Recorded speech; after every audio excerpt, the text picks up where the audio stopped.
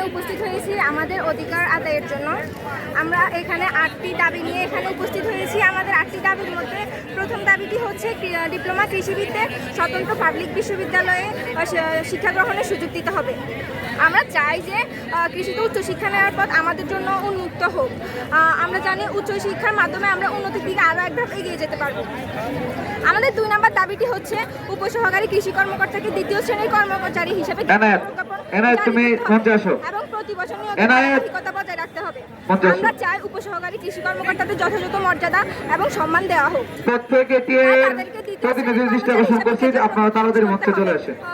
প্রতি বছর নিয়োগের ধারাবাহিকতা বজায় রাখতে হবে, কারণ প্রতি 4 বছর পর পর নিয়োগ দিলে বেকারত্ব বেড়ে যায় এবং ডিপ্লোমা কৃষিবিদের পড়াশোনা শেষ করার পর বেকার বসে থাকতে বাধ্য হয় তারা। এতে শুধু ব্যক্তি নয়, সমাজ ও দেশের কৃষি ব্যবস্থায় ক্ষতিগ্রস্ত হচ্ছে।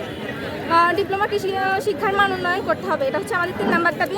কারণ শিক্ষক সংকট রয়েছে, শিক্ষক যত ভালো হবে শিক্ষার্থী তত ভালো হবে। তাই আমরা শিক্ষার মান উন্নয়নের জন্য শিক্ষক সংকট দূর করতে হবে।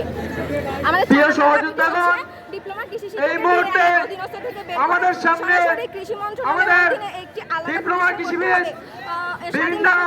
ইউনিভার্সিটি থেকে আমাদের আন্দোলনের সাথে একাত্মতা পোষণ করে আমাদের সামনে এখন বক্তব্য রাখবেন আমাদের দক্ষতা আরো বিকশিত হয়।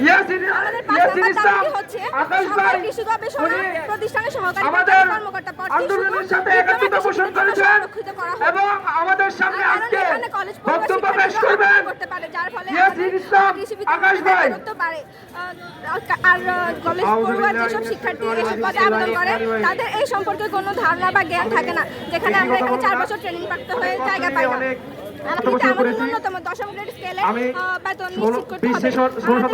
আমাদের দক্ষতা সঠিক মূল্যায়ন হওয়া উচিত। দক্ষতা নষ্ট করতে পারবো না। আমাদের 7 নম্বর দাবি হচ্ছে ডিপ্লোমা শিক্ষার্থীদের ইন্টার্নশিপে ভাতা প্রদান করতে হবে। আমরা যখন মাঠে গিয়ে কাজ করি তখন আমাদের শ্রমের জন্য সম্মানজনক ভাতা পাওয়া উচিত।